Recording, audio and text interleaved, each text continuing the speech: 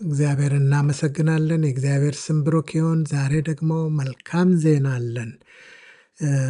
የእግዚአብሔር ቃሉ ለመራቀቅ ነው ወይስ ለመቀደስ? እንዴት ነው የምናስተናግደው የእግዚአብሔርን ቃል? አንዳንድ ጊዜ ሰዎች የእግዚአብሔርን ቃል ለአእምሮ እውቀት በዛ ላይ በማዋል እርስ በርስ ይጋጩበታል። አንዱ በረቀቀ አይነት አገላለጽ አዲስ እይታ እያመጣ አይ አንተ ደግሞ ልክ አይደለም እያለ እርስ በርስ ይጋጫል።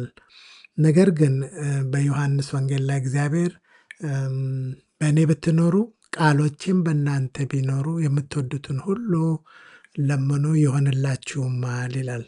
ቃሉ የተሰጠን በውስጣችን ገብቶ አፍርቶ ሕይወት እንዲሆንልን ነው፣ እንዲቀድሰን ነው። በቃልህ ቀድሳቸው ይላል እግዚአብሔር ቃል እና ቃሉን እንዴት ነው የምናስተናግደው የሚለውን ሐሳብ ከእግዚአብሔር ቃል እስቲ እንመልከት። እኔም ወንድሞች ሆይ ወደ እናንተ በመጣሁ ጊዜ በቃልና በጥበብ ብልጫ ለእግዚአብሔር ምስክርነቴን ለእናንተ እየነገርኩ አልመጣሁም። በመካከላችሁ ሳለሁ ከኢየሱስ ክርስቶስ በቀር እርሱም እንደተሰቀለ ሌላ ነገር እንዳላውቅ ቆርጬ ነበርና። አንደኛ ቆሮንቶስ ምዕራፍ 2 ከቁጥር 1 እስከ 2። እንደ ክርስቶስ ትምህርት ሳይሆን እንደ ሰው ወግና እንደ ዓለማዊ እንደ መጀመሪያ ትምህርት ባለ በፍልስፍና በከንቱም መታለል ማንም እንዳይማርካችሁ ተጠበቁ። ቆላስያስ ምዕራፍ 2 ቁጥር 8። እግዚአብሔር እናመሰግናለን። እንግዲህ ከቃሉ የምናየው ጳውሎስ የሚናገረው በቃል ወይ በጥበብ ብልጫ ሳይሆን ከክርስቶስ በቀር እንዳላውቅ ቆርጫለሁ ይላል። ፎከሱ ትኩረቱ ክርስቶስ ነው።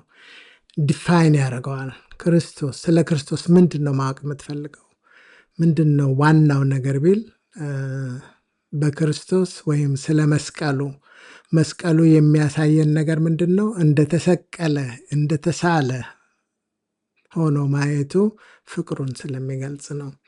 የክርስቶስ ፍቅር ላይ እርሱን በማወቅ ላይ የተመሰረተ ነው። እንግዲህ መኃልየን እናጠናለን ስንል በምን አይነት አውድ ነው የምናጠናው? ለእውቀት ነው ወይ? ይሄ እንዲህ ነው፣ አይ ይሄ እንዲህ ማለት ነው እያል ለኢንፎርሜሽን ነው ወይ የምናጠናው? ወይስ ይህ ቃል ይህ የእግዚአብሔር ቃል ይህ ፍቅር የሆነው የክርስቶስን የማወቅ ቃል ወደ ውስጣችን ገብቶ እንዲያፈራ ነው?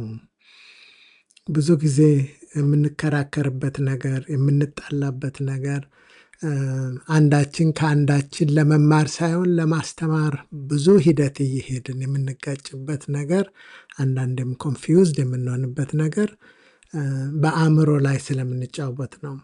የእግዚአብሔር ቃል ግን መልካም የሚሆንልን ፍሬ የሚያፈራልን በመንፈስ ቅዱስ እጅ ሲሆን ነው። በመንፈስ ቅዱስ እጅ ሲሆን ደግሞ ይህ የእግዚአብሔር ቃል የሚቀድስ ነው። እርሱን ወደ መምሰል የሚያመጣ እርሱን የሚያሳይ ነው።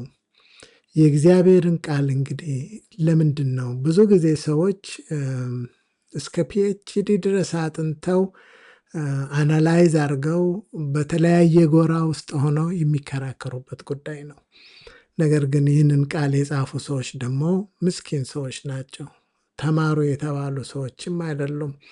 በዛን ዘመን በጥንት ዘመን የዛሬ 2000 ዓመት የተጻፈ በተለያዩ ሰዎች የተጻፈን መጽሐፍ ነው እና ይህንን የእግዚአብሔር ቃል ሕይወት ሆኖላቸው ብዙ የእግዚአብሔር ሰዎች ታላላቅ ታምራትን የሰሩት በእምነት ቃሉን ስለተቀበሉ ነው። በድንቅና በታምራት የታጀበ ሕይወት ነበር። ቃሉ ጉልበት ነበረው። በመንፈስና ኃይልን በመግለጥ ይላል ጳውሎስ። በሚያባብል ቃል አይደለም ሲል በኃይል በመንፈስ ቅዱስ በመግለጥ ነው ይላል። የእግዚአብሔር ቃል ወሬ አይደለም፣ ዲስከስ እንዲደረግ የሚደረግ ነገር አይደለም። የእግዚአብሔር ቃል ሲጀመር የሚፈጥር ነው። እግዚአብሔር በቃሉ ነው ዓለማትን ሁሉ የፈጠረው።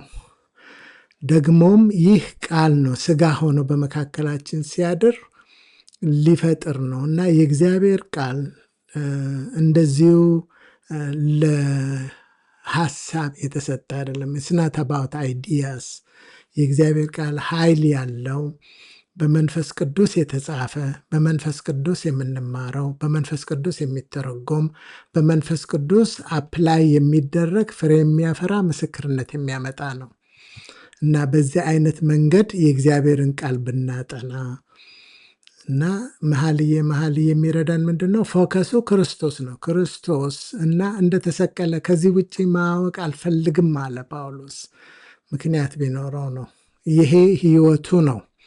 አሳድጎት እኔ ክርስቶስን እንደምመስል እኔን ምሰሉ ያስባለው ይህ ፎከሱ ነው እና እኛም መኃልየ ባውንድሪ ያበጅልናል። ወደ ሌላ አይወስደንም። ወደ እርሱ ወደ አንዱ ወደ ክርስቶስ ይመራናል።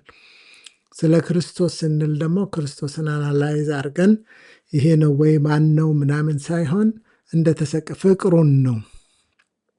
ቤዚካሊ የእግዚአብሔር ቃል የሚመክረን ፍቅሩን ለማወቅ በርቱ ነው።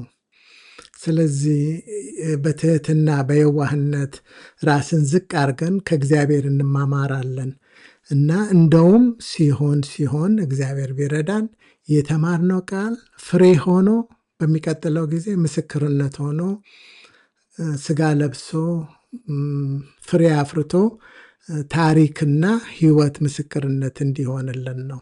በዚህ አይነት ነው የምንሄደው። ቃሉን እንማማራለን፣ እርስ በርስ እንተናነጻለን፣ ቃሉ ፍሬ ያፈራል። ከዛ የቃሉን ሳይሆን የምናወራው ከህይወታችን ደግሞ የሚቀዳ የክርስቶስን ህይወት የቃሉን ፍሬ እናወራለን። በቃሉ እንቀደሳለን፣ በቃሉ ደግሞ ህይወት ይሆንልናል። በኢየሱስ ስም አሜን።